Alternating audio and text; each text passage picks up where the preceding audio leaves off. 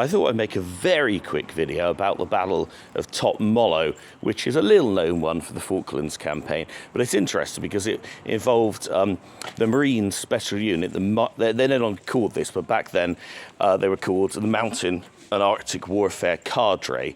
And so these are guys that like train, in the Hebrides and stuff, or trained in Norway, and they're used to rough conditions, which is what you really want when you're fighting in the South Atlantic. Anyway, in this Top Mollo place, there was an Argentine Special Forces garrison in this isolated farmhouse. It was about 17 men, and it had been spotted. And so this is interesting because it's a little microcosm, really, of the kind of things we saw throughout World War II in the War of Movement, when you reach like a redoubt somewhere that's, should be at least heavily defended and stuff, and how you go about attacking it. And we see a difference here between the training of the British Special Forces and the Argentine Special Forces.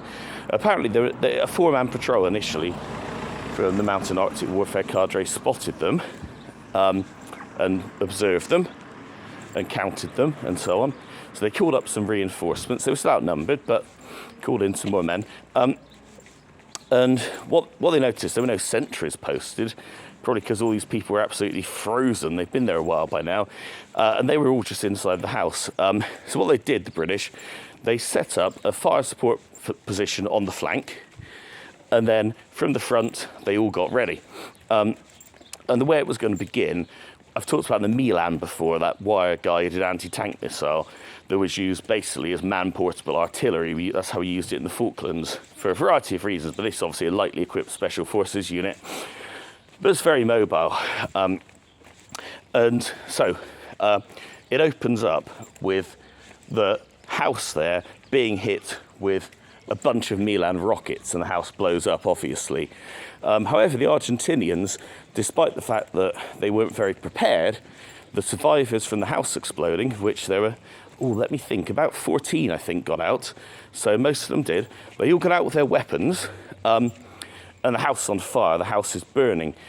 And at this point, the commander of that little unit of the British, he's saying, right, we're going to advance on them, slowly put them under fire. But they're having none of that, the rest of his troops.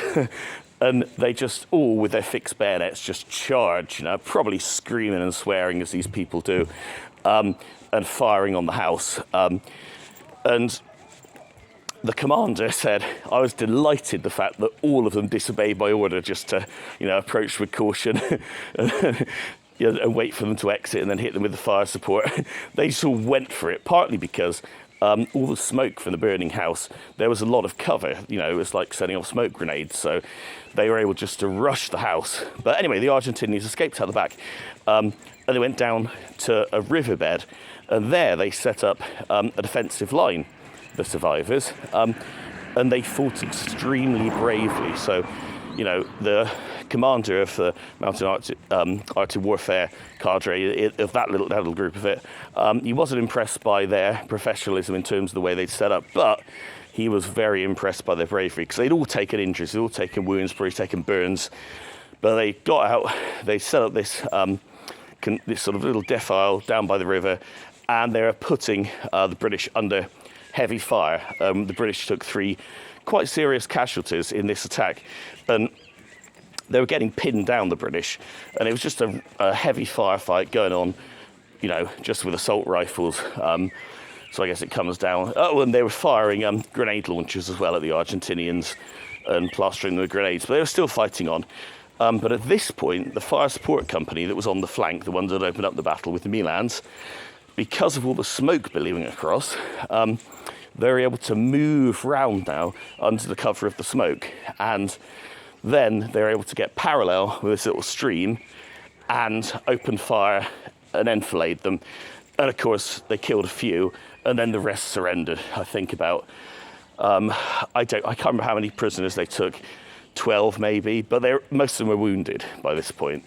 And of course, obviously, they tended to their own wounded and the Argentinian wounded, as they did, and they would have been evacuated.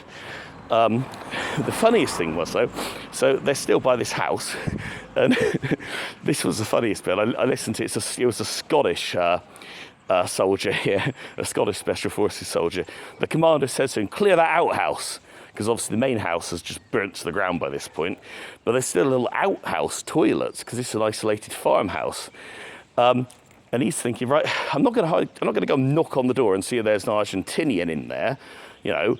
So he said instead he points his gun at it and empties a full clip into it, you know, thinking, well, if anyone's in there, unfortunately, that's the end of them. But because it was full of methane, the whole toilet explodes. And he just said everybody burst out laughing and cheering, thinking that was a brilliant end to the battle. So you have this sharp little battle. It showed those tactics of coming in, you know, in from the front, in from the side, hit them with shock and awe, have the fire support while you charge them, and the fire support being mobile as well. And then all sealed off, put the exclamation mark or the period if you're American, or, you know, full stop rather, you know, with an exploding toilet. It's one of my favourite little battles.